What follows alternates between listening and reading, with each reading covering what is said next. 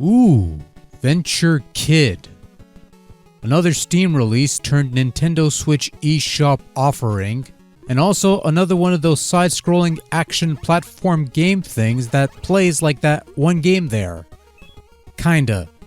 Sort of. Oh, and apparently this was also on mobile devices. Cool, didn't know that. Actually, I really didn't. I thought it was just a Steam thing, but whatever. But I digress. Originally released back in 2016 to Steam and mobile units before making its Switch debut in 2019, Venture Kid has you taking control of Andy, the Venture Kid of, I guess, as he goes through 9 stages in order to find loot and save the world from mad scientist dude or something. So you play through the levels, you fight enemies, you navigate the platforming bits, and then you fight and defeat the boss to clear the level, the usual linear side-scrolling bits. And each time you clear a level, you get a new weapon, gimmick, whatever. A boomerang, a shield, a bottle rocket, that sort of thing. And also, as sort of an extra objective, each stage has a hidden treasure that you could discover for completion purposes. Venture Kid offers 3 modes of play, but 2 modes of play don't seem all that different from each other to merit such an option. There's the classic mode, which has you going from level to level in a designated linear path, but you could go back to previously completed levels on the map in order to find said missing gimmick or just stock up and stuff. But then there's also the adventure mode, which is pretty much the same game, but now allows you to play any of the stages in whatever order you wish. You know, much like that one game there. So to break it down, one mode has stage select and the other doesn't, but otherwise doesn't change the way you play the game as a whole, which makes that choice completely redundant. Just go one way or the other, what does it matter? The only truly unique mode is survival, where you play random segments of game until your eventual demise, sort of like an endless or challenge mode. Completing the game will unlock a boss rush mode for those who care for that sort of thing. And there are also achievements that you can accomplish for bragging rights, you know, if you care for that sort of thing. I'd imagine most of you these days would, but I digress. Okay, so there's 2 big takeaways that I got from playing Venture Kid. The first is how similar it feels to another game that I've played before. Now, most obvious comparison people would make would be Mega Man, you know, that game there. And there's certainly enough of that DNA. Stage select and adventure mode, beat bosses for new weapons, that sort of thing. But honestly, in terms of the way it plays, the way it feels, I tend to get more of a Battle Kid vibe from this game.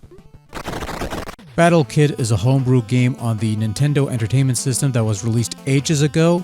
It's self-derivative of a clusterfuck of a PC fan game called I Wanna Be the Guy. Battle Kid has a little kid with big floaty jumps and a pea shooter thing that fires fast shots and is notable for being a generally difficult game.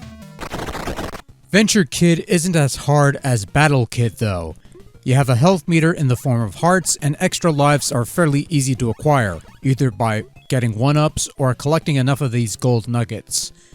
And also the level design isn't nearly as dickish as in Battle Kid, though there are some tight corners that refuses to cooperate with your jumps. But the basic feel of your protagonist is fairly similar, what with the floaty jumps and such. So I'd venture to say, no pun intended, that this has more in line with Battle Kid than Mega Man.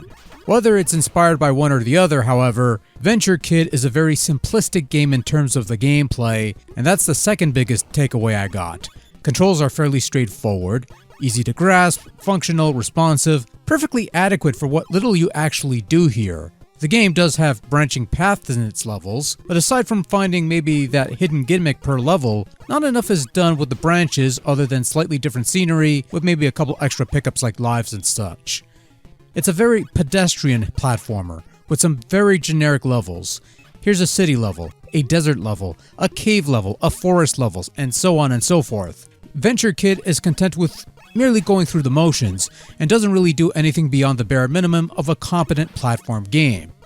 Oh, I had fun with this, I got some mileage out of this, but it never really stuck with me, and, well, the main game was more than enough for me, and once that was done, I moved on to something else. Now you have 3 save slots, and when starting a new game you have your choice of 3 difficulty settings. If you want my advice, go with hard because normal tends to be a bit on the easy side, with only a couple trouble spots and some boss battles being your only real tests here. But hey, your mileage may vary. Graphically speaking, Venture Kid looks like an NES game with some extra colors. It's got some basic looking sprite work, some basic looking backdrops and settings. The map looks alright. To be honest, I've gotten pretty desensitized with this NES pixel style with extra colors. There's some good stuff, sure, but more often I see games in this style keep it really simple and it looks lame. Venture Kid falls firmly in that category. It's not a bad looking game, but it also could have been so much better. On the flip side, good chiptune music never tires me out, and Venture Kid has some pretty sweet tunes courtesy of Matt Creamer, who did some good quality chiptune music in another fine game, Retro City Rampage. The tunes are fast-paced and energetic, suitable for a fast-moving, action-packed platforming game, but they work well with Venture Kid's world as well. Sound effects are your usual stock faux 8-bit sounding sounds, nothing really special. Overall, Venture Kid is a thing that exists on Nintendo Switch and other places, and that's the best you could really say about that. It's a perfectly functional, adequately competent little platform game that does what it does well enough, and that's pretty much all you could ask for it. For a short burst of fun that you could pick up when it's only on sale for dirt cheap, Venture Kid will serve the need nicely, but doesn't do anything to make it stand out from the rest of the batch and ends up being an afterthought afterwards. If you can get it for a couple bucks, sure, it'll provide a brief distraction and such, but that's about it really.